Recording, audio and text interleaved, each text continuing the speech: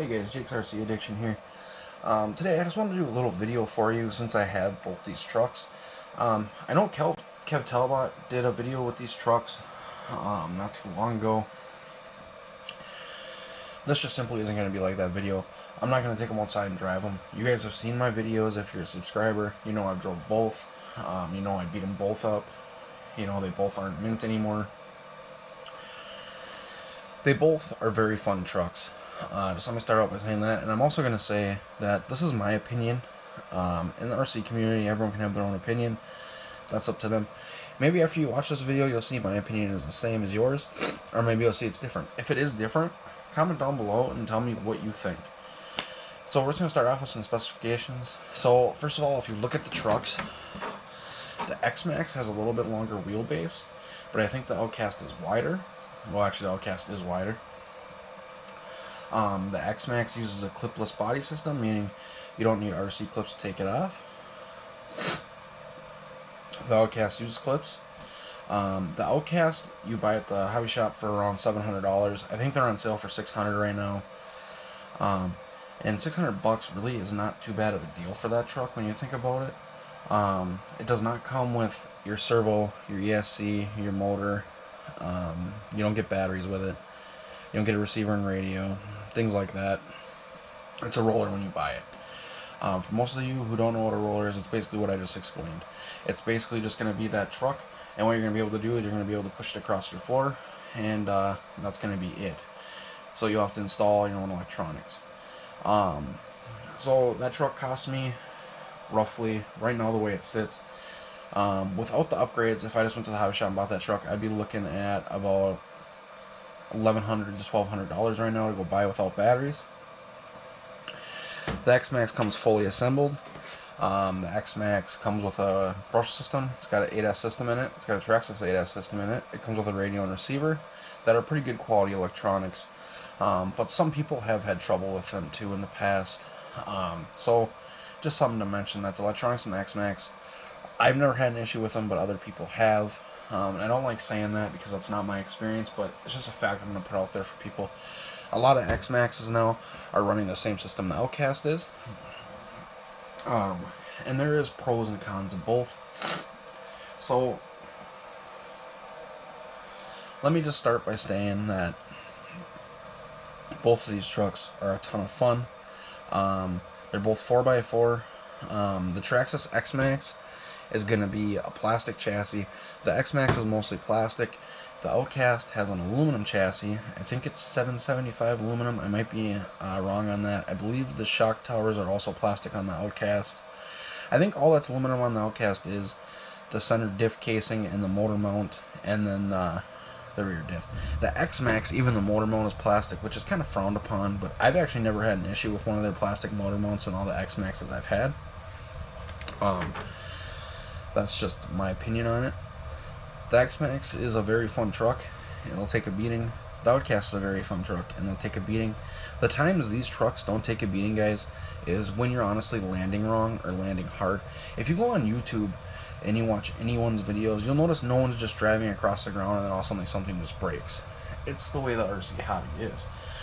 It's just a simple fact. If you keep these trucks on flat ground and drive them, you're going to have the same outcome with both. Neither of them are going to break.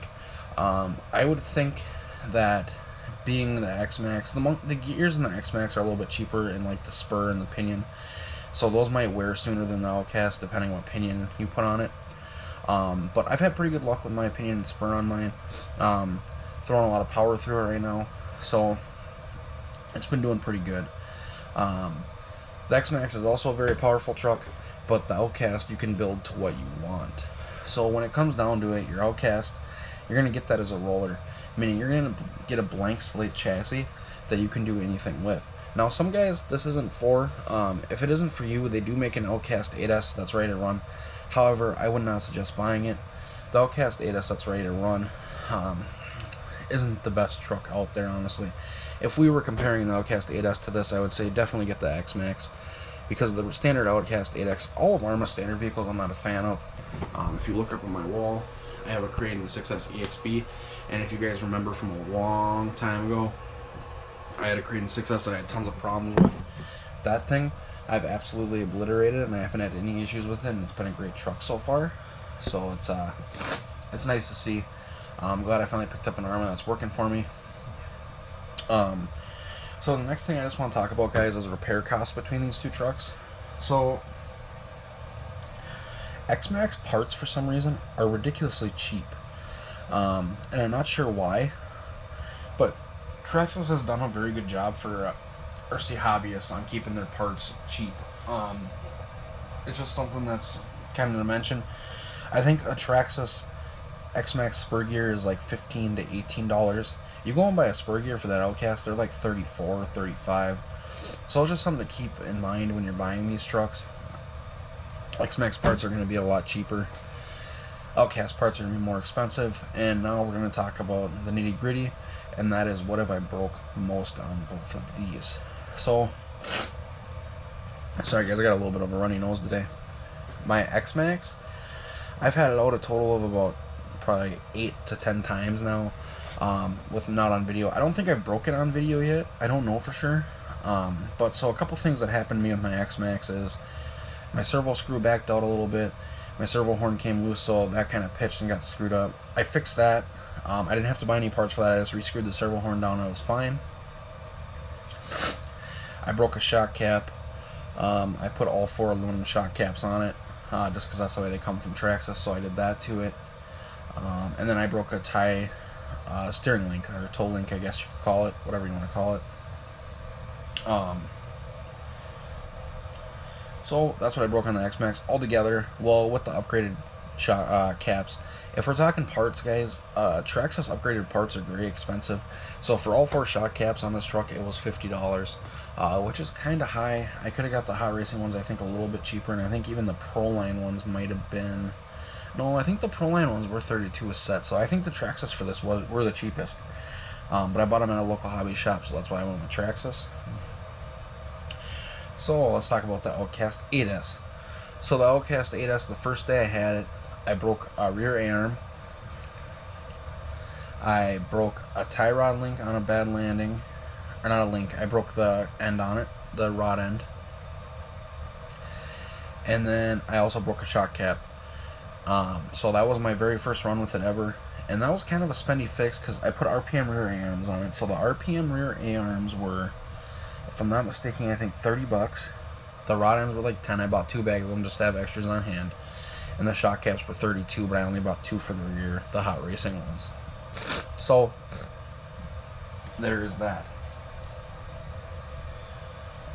And then, so my X-Maxx, I don't remember if I broke anything else on it. I don't think I did.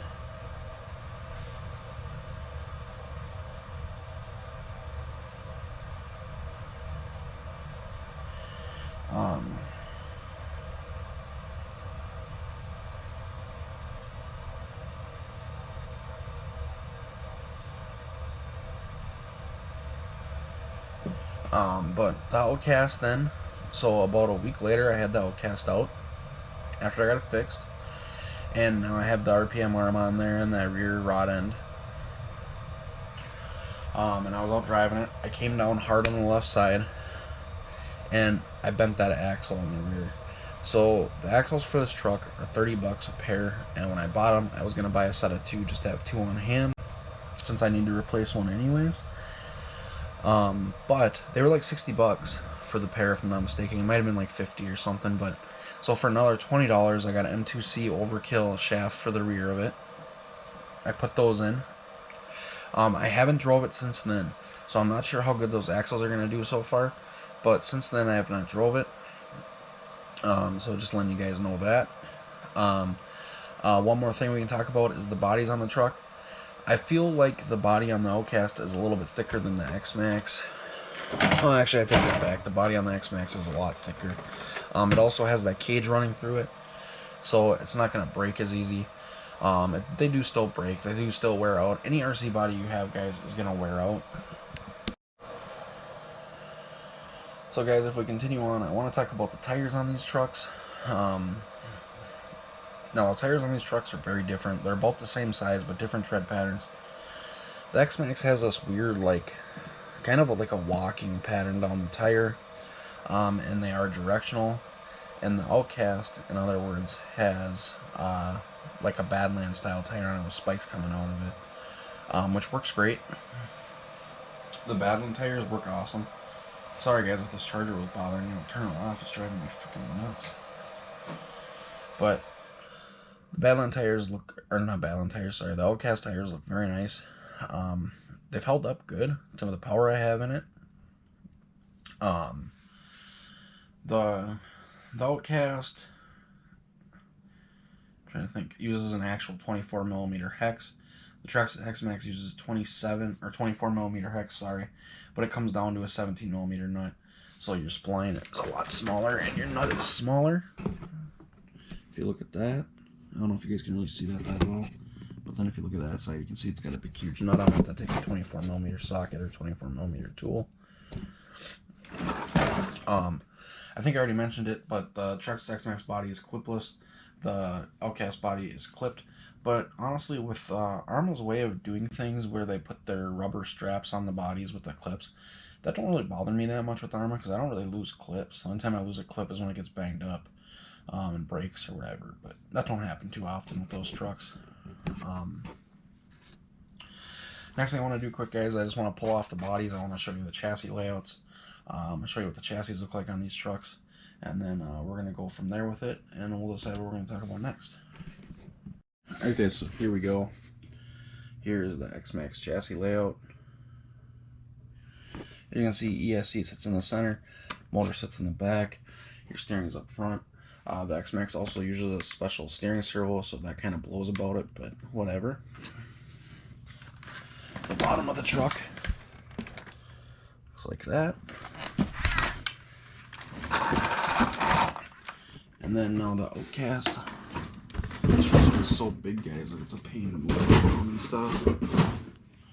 X-Maxx isn't as bad because it's not as heavy, but the Outcast is a very heavy truck. See, like, look how long it takes to take the Outcast body off. You seen how fast it was for me to take the X-Maxx body off. Put this down into my other hand.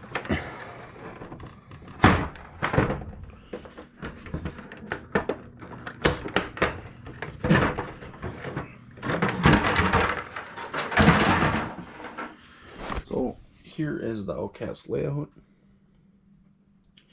As you can see, it has a lot of plastic on it too. I mean, mostly everything on the Outcast is plastic besides your braces and your chassis.